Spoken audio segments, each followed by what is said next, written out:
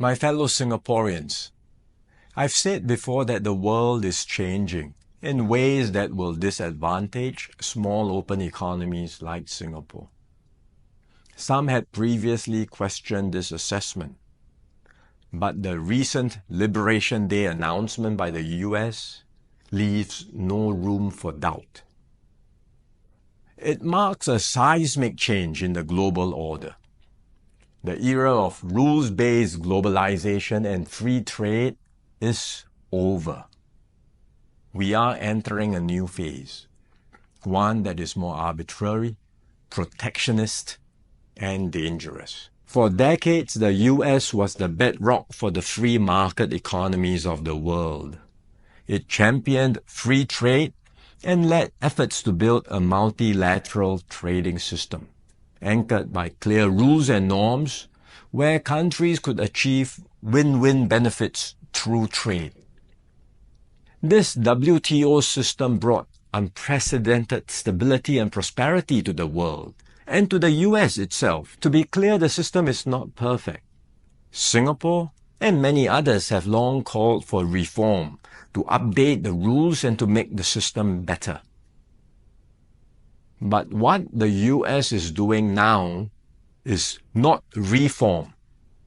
It is abandoning the entire system it had created. Its new approach of reciprocal tariffs, country by country, is a complete rejection of the WTO framework. The US has placed Singapore in the lowest base tier with a tariff of 10%. So the direct impact on us may be limited for now, but there are wider and more profound consequences. If other countries adopt the same approach as the US, abandoning the WTO and trading only on their own preferred terms, country by country, it will spell trouble for all nations, especially small ones like Singapore. We risk being squeezed out, marginalized, and left behind. We can also expect a strong global response to America's tariffs. Singapore has decided not to impose retaliatory tariffs, but other countries may not exercise the same restraint. The likelihood of a full-blown global trade war is growing. The impact of the higher tariffs, plus the uncertainty of what other countries may do next, will weigh heavily on the global economy. International trade and investments will suffer, and global growth will slow. Singapore will take a bigger hit than others because of our heavy reliance on trade. The last time the world experienced something like this was in the 1930s. Trade wars escalated into armed conflict and eventually the Second World War. No one can say how the current situation will unfold in the coming months or years. But we must be clear-eyed about the dangers that are building up in the world. Global institutions are getting weaker. International norms are eroding. More and more countries will act based on narrow self-interest and use force or pressure to get their way. This is the harsh reality of our world today. We will stay vigilant.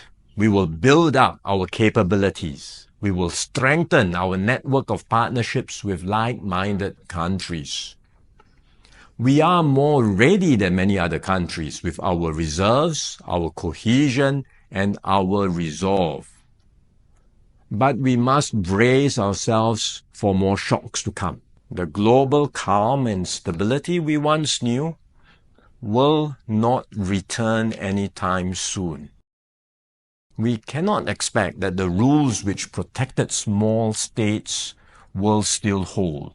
I'm sharing this with you so that we can all be mentally prepared, so that we will not be caught off guard.